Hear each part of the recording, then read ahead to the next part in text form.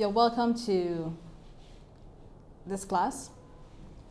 In this lesson, we are going to look at the poem Do Not Go Gentle Into That Good Night by Dylan Thomas.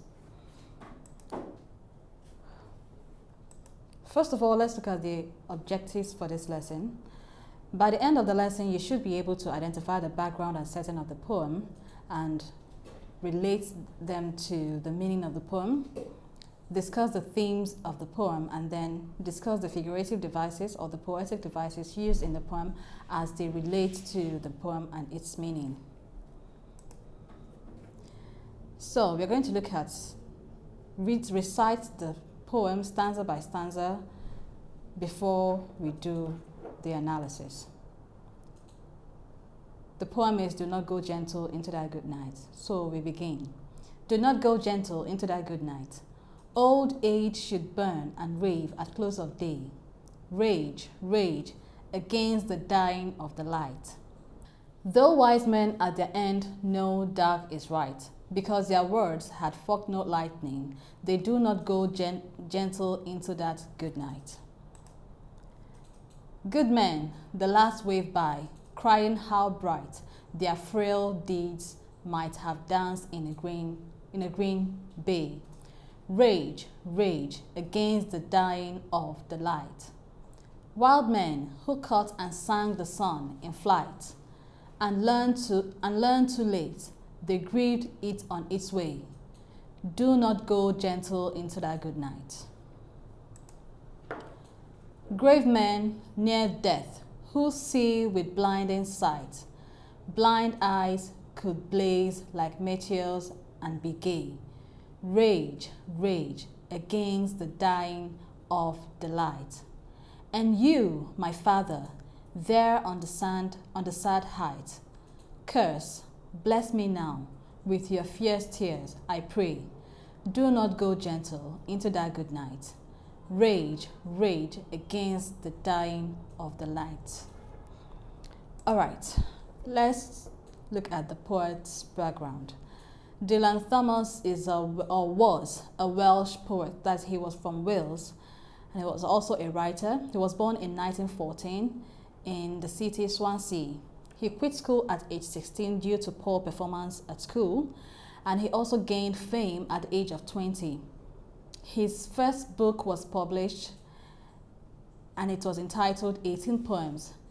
However, Dylan Thomas died at the age of 39 rather, that is a typographical error, 39 due to excess whiskey consumption.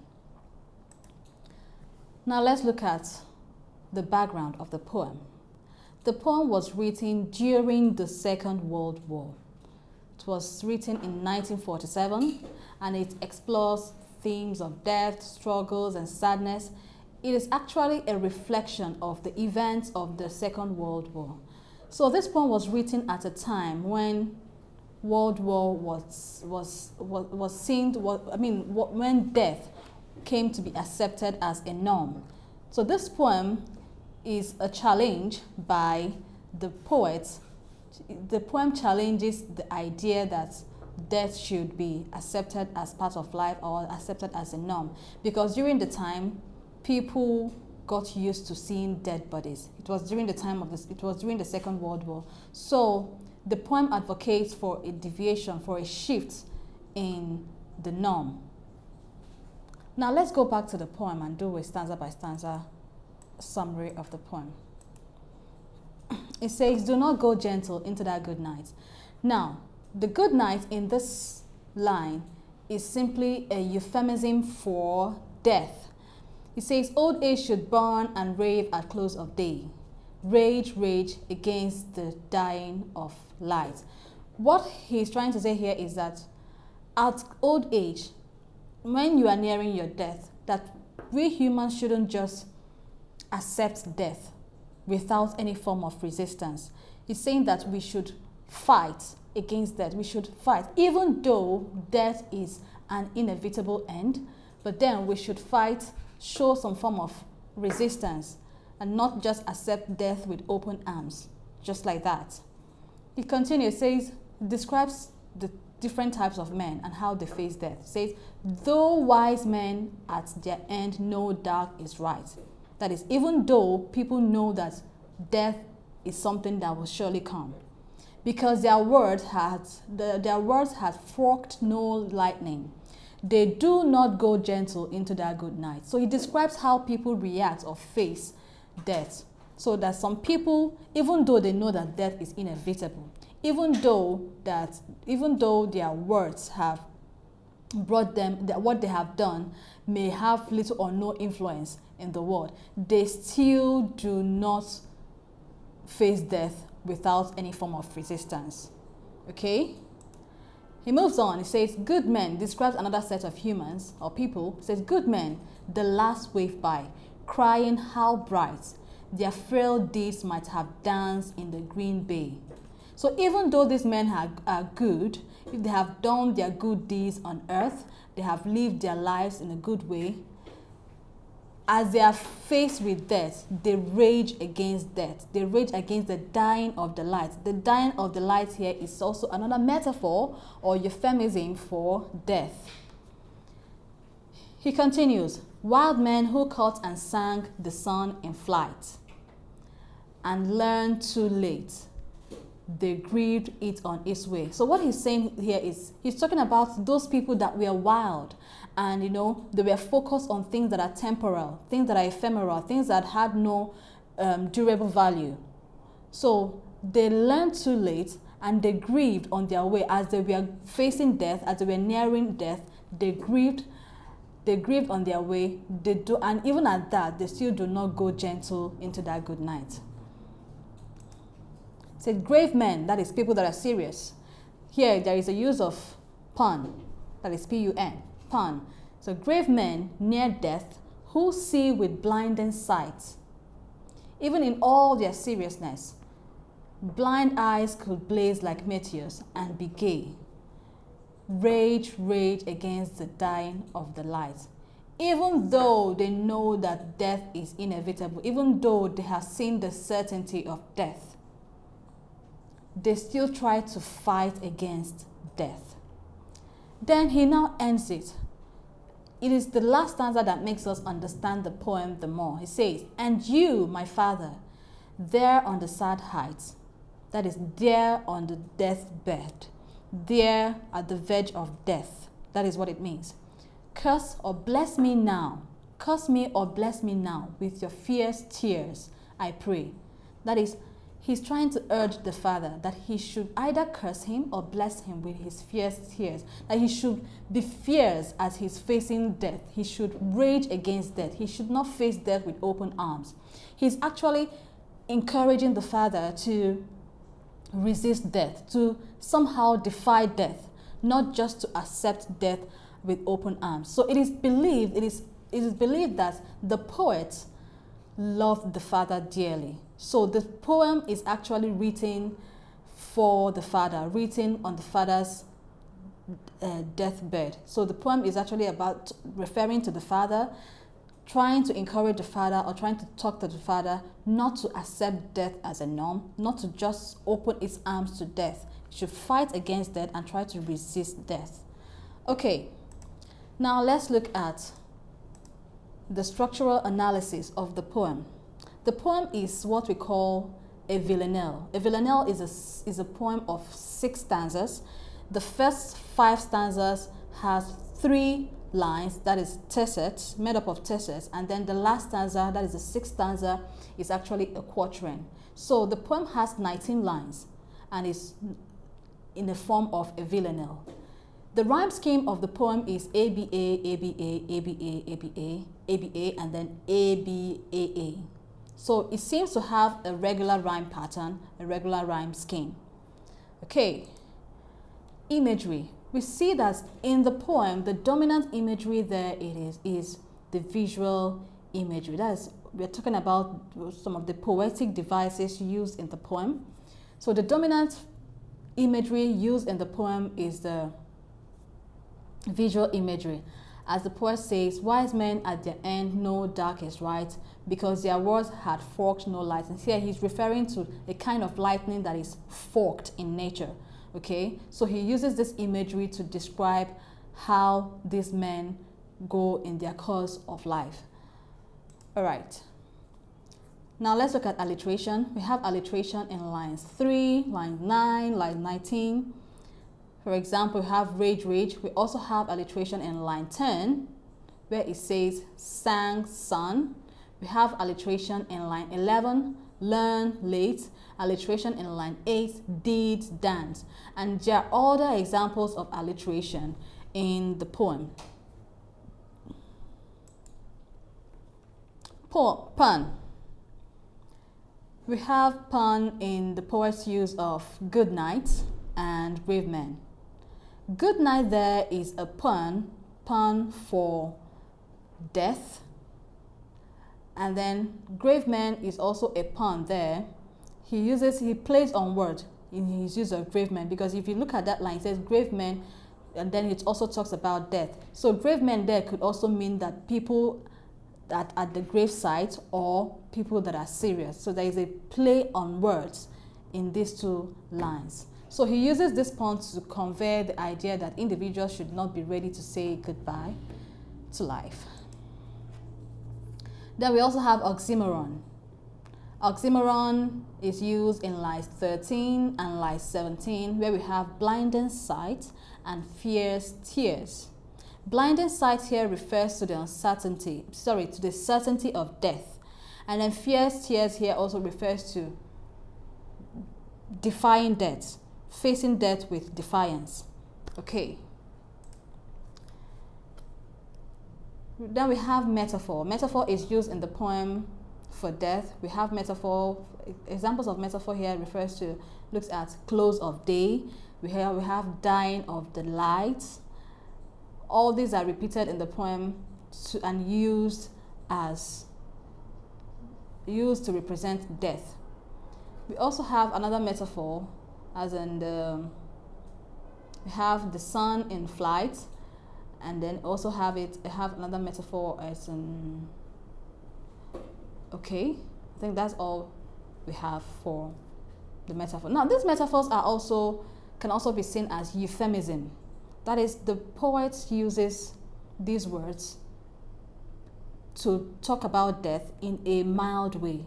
You also remember when we discussed euphemism, we said that euphemism is a figure of speech that puts something that is harsh in a mild way. So the poet's use of good night, close of day to represent death is also an example of euphemism. Simile. We have blind eyes could blaze like meteors and be gay. Now, this is an example of simile. The poet uses this to illustrate the attitude of grave men near death, and also the fact that despite their blind eyes, they continue to see the world, even though they know that they are going to die. Okay, now let's look at symbol. We have some metaphorical symbols that are used in the poem by the poet. Examples are good night, we have light, close of day. Now these words are used, especially good night and close of day are used to symbolize death. And then we have light. Light symbolizes the end of life. Then sad height also symbolizes life, at the end of life or the imminence of death. So these are symbols that the poet uses to symbolize death and old age. The tone and mood of the poem. The tone of the poem can be described as despair or despondence. So in the poem we see that the poet is actually pleading with the father to defy death. So he is in despair. Then we can also see mood. The mood of the poem is that of anger and defiance. So the poet is angry with the fact that humans or men tend to be hopeless or helpless in the face of death. So he's trying to say that we should defy death. We should, resist, show a form of resistance to death, even though death is inescapable. Now look, these are the themes in the poem. We have death's inevitable nature. That is, death cannot be avoided, no matter what we do. even though we try to say that, even though the poet says that we should defy death or try to resist death, death is inevitable. It is a certain end to every human life. We have the force that is life. Life itself is powerful. Life is powerful in that we can choose the way our life wants to end. That is, even though life ends, even though life has a certain end, it is powerful in itself. So life is meant to be cherished and loved. Life is not something that we should just let go like that without fighting for it. Then we have anger. Anger can be seen in the poet's, can be heard in the poet's voice, in the poet's choice of word throughout the poem. Then we have the father-son love as expressed by the poet. We see that from the beginning of the poem to the end of the poem, it's actually at the end of the poem that we get to know that the poem is a dirge written by the son to a father, a dying father. So this expresses the love that this son has for the father. So for this son to have written this kind of poem to the father, it shows that during his lifetime, the father was a good father to him. So these are the themes in the poem. Now let's look at some of the questions on this poem from our exam guide. Okay, now let's look at these questions. The following are themes in the poem except A, none of the above, B, the poet's love for his father, C, the pervasive nature of death, D, the theme of resisting death. The answer is A, none of the above. Question 2. Because their words had found no lighting, the poetic device used in this line is personification. Personification. The next question, number 3. The psychological setting of the poem is when the world was depressed with thoughts of death. Question 4. The mood of the poem is filled with anger and defiance. That is B, anger and defiance. Question 5. The use of old age to represent an aspect of human life is a good use of metonymy. Question 6. The poem is set in where? Italy. I didn't mention that in my explanation, but the poem is set in Italy. Then question 7. The poem is written in iambic pentameter and its rhyming scheme is A. That is ABA, ABAA. Question 8. The poetic device used in deeds dance is what? Alliteration. B. Alliteration. Number 9. The poem centers on death. 10. The poem is written by, the answer is quite obvious, Dylan Thomas. The next question says, the fact that the poem can fit into any time and any place based on its subject matter makes it a universal poem. It is universal. That means that it is not time bound. It is not limited by any setting in time or setting in place. It talks about a human idea or fact in life, so it is universal. The next question.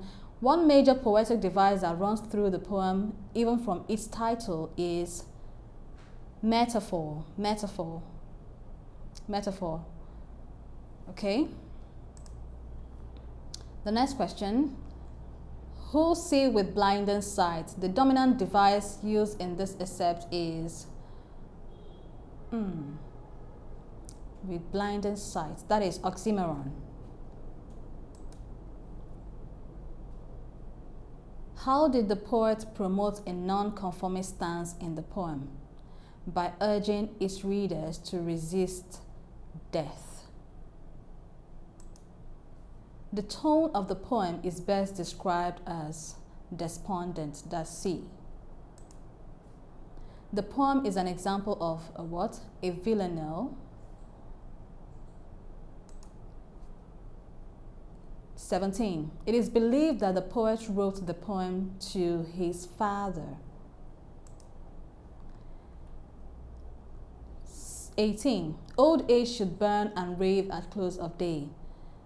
The poetic device used in this excerpt is old age should burn and rave at close of day. The poetic device used in this excerpt is metaphor. Metaphor.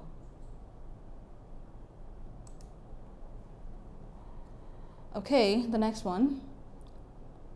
Close of day as used in the above excerpt means death. And finally, the poet refers to the following specific set of people, except C, the wicked men. And that brings us to the end of our session today. Thank you.